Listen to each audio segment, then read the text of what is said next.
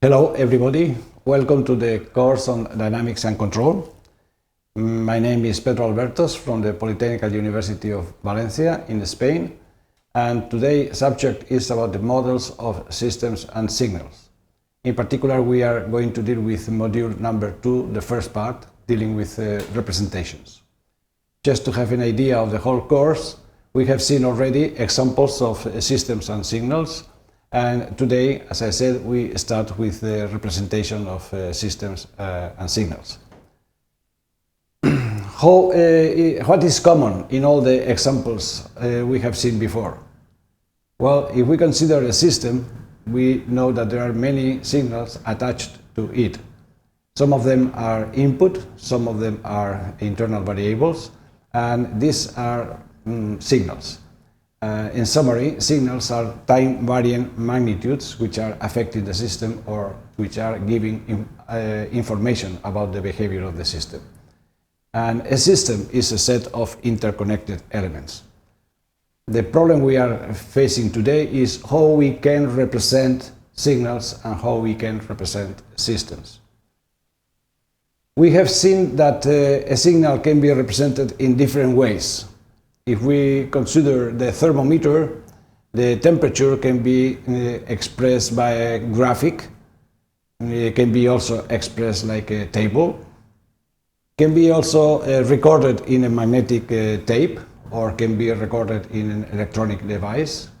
And the most general representation of a signal is like a function of time. T, function of time, expresses the evolution of the temperature with respect to time. Dealing with signals, we must consider what is a signal composed of. If we look at this signal, we can realize that this signal is composed of a basic signal, some information, and some noise or disturbances. But these two signals, from some point of view, they are equivalent. They carry the same information. Even if we consider these other two signals, we can realize that they are also similar, and in some sense the information they are carrying is the same. In the first case, we have more than one period. In the second case, we have just some samples of the signal at different given points. But mainly they are sinusoidal signals with a given frequency and a given amplitude. In some other cases, the signals carry some misleading information. And as I said before, could be the basic signal, and over that we can add some noise disturbing the signal itself. When we are receiving the signal, we must be able to extract the basic information. But in some other cases, the signals have some misleading or different interpretations. For instance, look at this image. What you can see here? Well, some of you will realize that this is an old lady with the mouth and the nose and the eyes and the head. But if you pay a bit of attention, the mouth could be also the necklace of a young lady. You can see also the little nose in front of, and what it was the eye in the old lady becomes the ear in the young lady. So the same information, depending on the point of view, can bring you different data. I mean, from the same data, you get different information. So summarizing, a signal is information coming out from a process. In this case, for instance, if we are considering this room, and we deal with the temperature. The temperature depends on how many people, how much heating, ventilation there is in the room, but also it's depending on some external variables, which are disturbances, the outside temperature, the wind, the position of the curtains, and so on.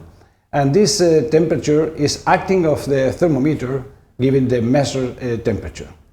So for us, a signal will be represented like by an arrow, like this red one, indicating that the temperature comes from the room, The temperature influences the thermometer, and then it's providing to us the measure temperature. So what is most important is the temperature as a signal. Which kind of signals we can see? Continuous time, discrete time, binary, multi-value, qualitative, etc. In this plot you can see first of all a continuous signal, then staircase signal that can be considered as discrete time, and also binary, which is only on-off signal. And also you can consider qualitative signals. This is very large, this is regular, this is small, this is tall, this is short, this is medium. So there are signals providing information that could be precise, continuous in time, discrete time, or just qualitative. And the shape of the signal is also important. You can have a sinusoidal, like this one here. You may have also steps, changing suddenly at a given point. We may have ramps, or just random signals, signals which are varying from time to time and in different positions that are not related with the previous one. So, as I said before, the representation of the signals, the easiest way is as a function of a time. Let's go now for the concept of systems. A system, as we said, is a set of components interacting among them and with the environment. And there is a very nice principle, the Gestalt, saying that the whole is more than the sum of the parts.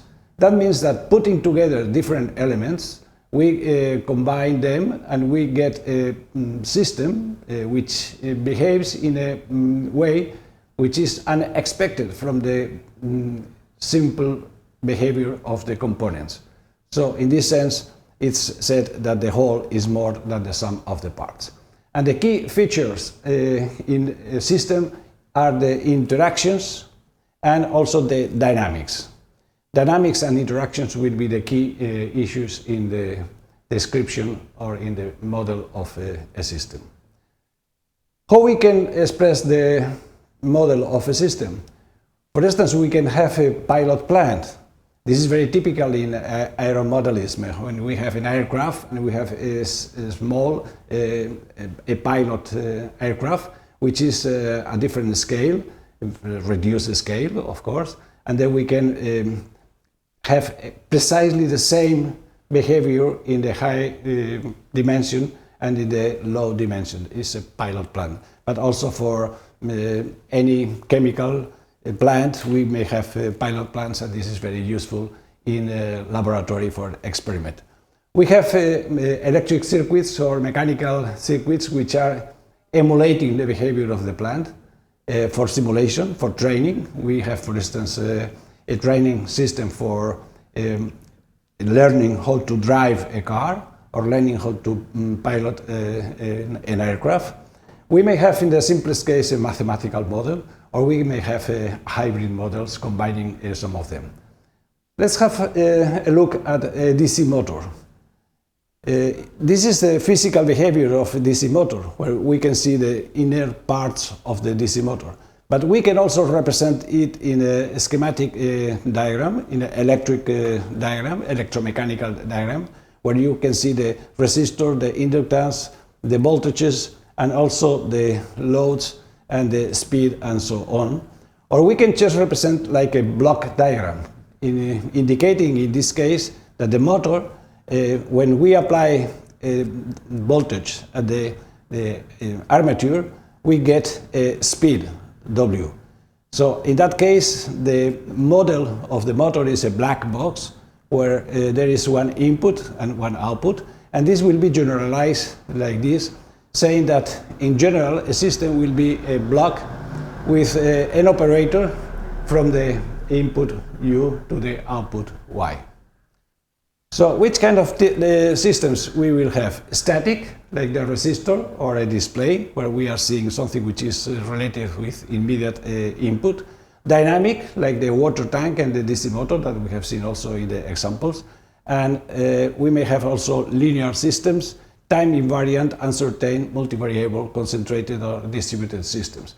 depending on the characteristics of the relationship.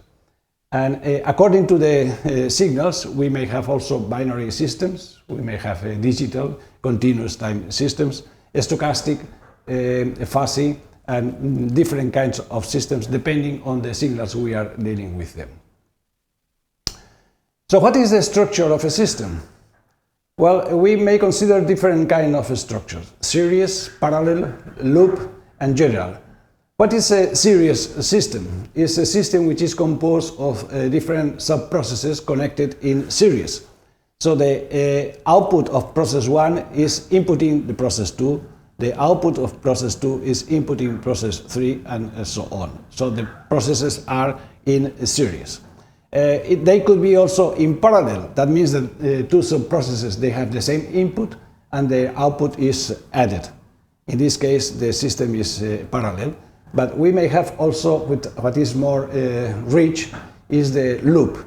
In that case, the output of process 2 is fed back to the input of process 1 through a loop of information. And we, in general, have any combination of these series and parallel and loop structures. So, in summary, what have we seen today?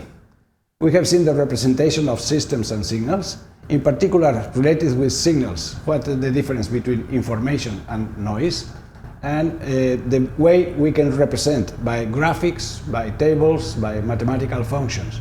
And related with physical systems, we define the different analogies and mathematical models and system structure that we are going to deal with that in the next sessions.